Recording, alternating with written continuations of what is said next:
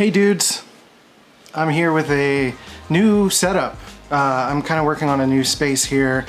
We moved some things in our bedroom, so I now have a little bit of room to kind of play with, a bit of a setup space. I'll kind of throw some B-roll in here to show you guys a little bit of what that looks like, especially this painting above me, which is for sale, so let us know if you like that. And if you're listening to the audio version, then scrap this entirely. Look for, go to my YouTube channel, youtube.com/rivalmydesign, or search for my name in YouTube and you'll be able to find all of that stuff. So today I wanted to talk about losing subscribers. It's something that I talked about on my mental health podcast, Dopamine, because there are really two sides of this. You know, we get very concerned with like FOMO and affirmations when it comes to likes and clicks and all of that good stuff, but we don't always consider the mental health repercussions of that. But on this particular show, we're going to talk more about how that impedes your progress and how that can sometimes make you feel like you've lost track of why you even love the thing that you do, right? And that's a major problem. That when we put too much emphasis on how many followers we have and how many likes that we have, it can impede our ability to feel like we know what we're doing, that we know who we're connecting to, and being effective in that way. And I think one of the most important things to consider is that you don't necessarily need to speak to everyone. The amount of followers you have is not always indicative to your self-worth, of course, but it's not indicative to your success as a business. You may only need one of those followers to be your client to be a success. You might only need one client a month to be able to get your bills paid and do everything that you need to do.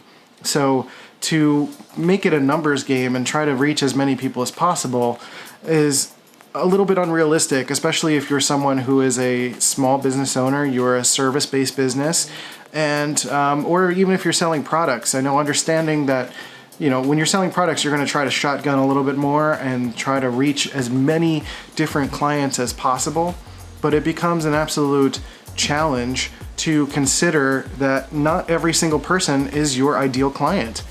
Even if you're selling a product that can appeal to a lot of people, it doesn't necessarily matter that every single person likes it. The thing that comes from this is realizing that sometimes people follow or unfollow for various reasons, right? There could be a number of algorithm-based reasons that someone will unfollow you. It could be personal to their lives, but very rarely is it because they don't like your product. Maybe they don't like your presentation, and you can totally use that as a means to look for some kind of information to help you make an adjustment and move forward. But that's what surveys are for, and that's why you should be asking your audience what they like about your brand and what you can do to improve it, right?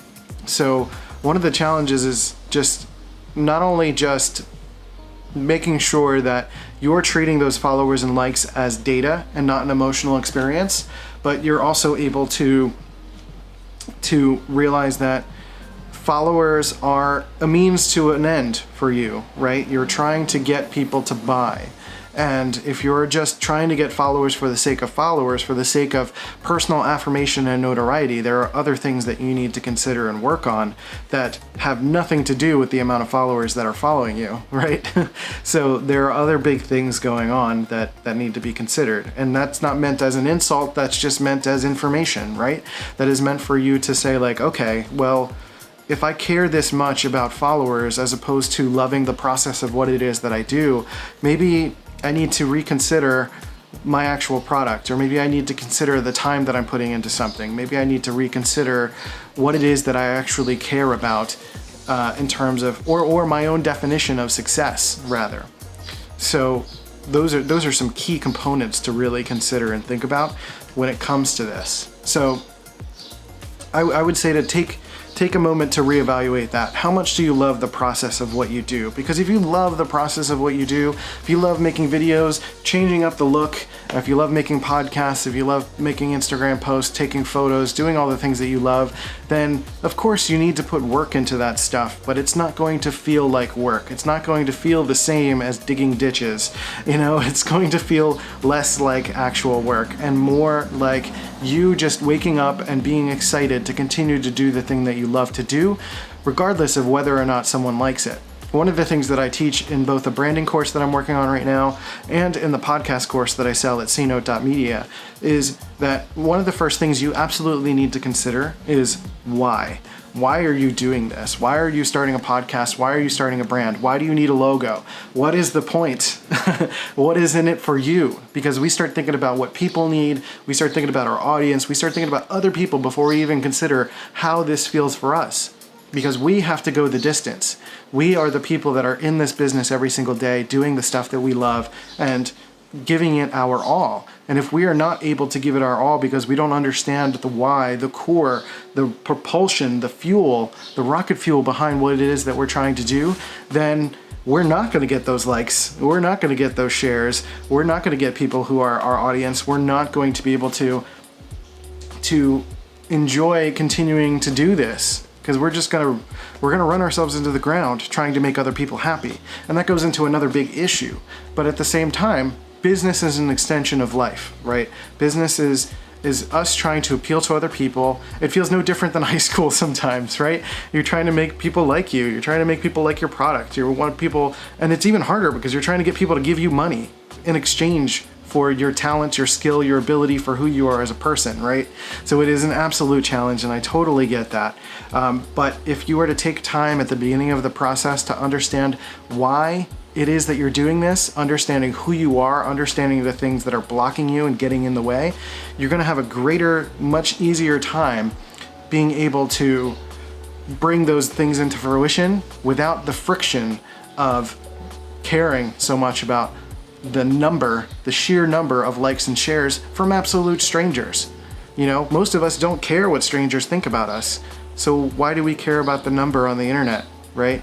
I know it's a feedback loop, it's a satisfaction thing, but we can break that cycle and we can train ourselves to not think about those things or not worry about those things, right?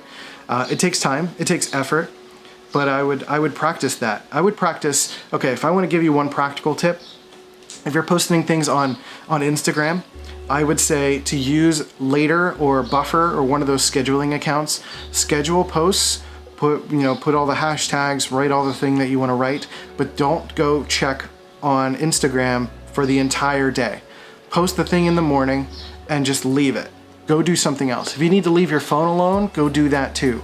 Maybe that's a way to keep you from having to check that feedback, but distancing yourself from needing that feedback is going to be imperative for you to feel like, okay, why am I doing this? Am I actually doing this for me? Do I love this? Do I enjoy this every single day? Because that's what's gonna keep you moving, and that's what's gonna be important. So I want you to take that with you into the next few days and continue to consider this as you're trying to build a business, as you're trying to do new things. I know it's going to be hard. I know it's an absolute challenge, but I'm here for you. This is why we have this channel. There are plenty of people who are doing all sorts of things on YouTube and podcasts and Instagram and Facebook and all this stuff, that are putting stuff out there that is imperative for us to be able to build community over competition, right? So it's about continuing that positive cycle of growth for everyone. So hopefully this resonated with you in any kind of way. And if that's the case, please go to cnote.media and check out my courses, or you can sign up for my newsletter as well, which will have these videos embedded in them, not embedded, but a link to it with an article that'll go along with it.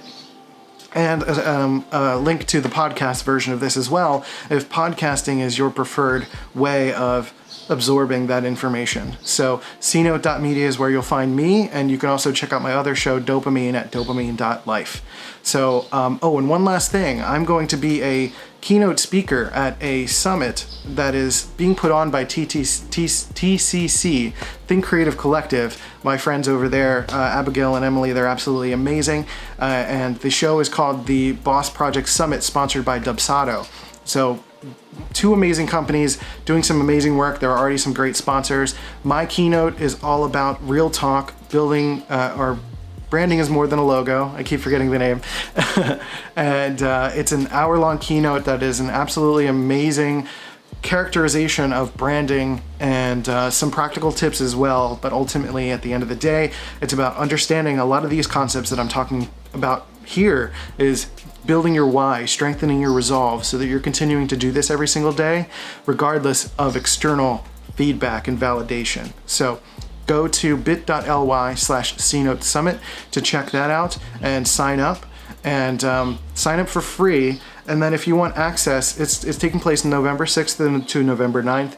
If you want access to that beyond those dates, you can pick up the pre-party pass for $49 at that same location and get that before November 6th, because during the event, it's going to go up to $97. So you're gonna have to make that purchase now so that you can have access to 40 plus speakers until the end of time, or at least until the servers die, right? So go pick that up. It's going to be incredible information if you're trying to start a brand, if you're trying to build a business. It's going to be a big deal for you and what it is that you're trying to do. So again, thank you for being here. Thank you for listening. Thank you for watching. And I'll catch you next time on CNote's Media Madness. Later.